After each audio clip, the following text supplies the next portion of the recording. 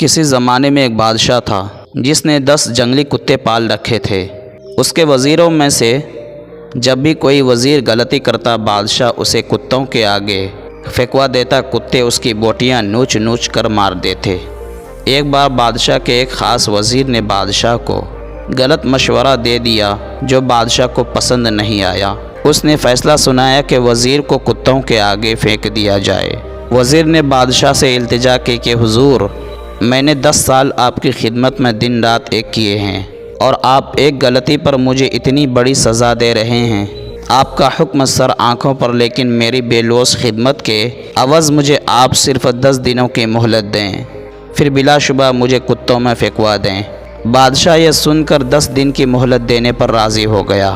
وزیر وہاں سے سیدھا رکھوالے کے پاس گیا جو ان کتوں کی حفاظت پر مامور تھا اور جا کر کہا، مجھے 10 دن ان کتوں کے ساتھ گزارنے ہیں اور ان کی مکمل رکھوالی میں کروں گا۔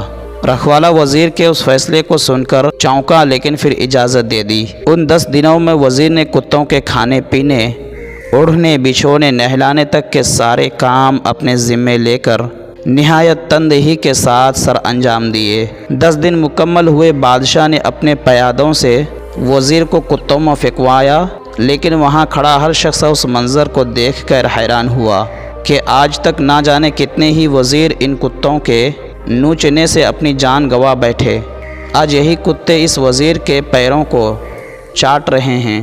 بادشاہ یہ سب دیکھ کر حیران ہوا اور پوچھا، کیا ہوا آج ان کتوں کو؟ وزیر نے جواب دیا، بادشاہ سلامت، میں آپ کو یہی دکھانا چاہتا تھا کہ میں نے صرف 10 دن ان کتوں کی خدمت کی اور یہ میرے ان 10 دنوں میں کیے گئے احسانات بھول نہیں پا رہے، اور یہاں اپنی زندگی کے 10 سال آپ کی خدمت کرنے میں دن رات ایک کر دیے، لیکن آپ نے میری ایک غلطی پر میری ساری زندگی کی خدمت گزاری کو پس پشت ڈال دیا۔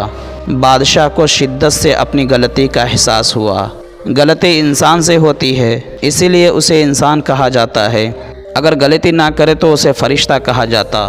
اس لیے اپنی غلطیوں کو محسوس کرتے ہوئے دوسروں کی غلطیوں کو معاف کرنا بھی سیکھیں۔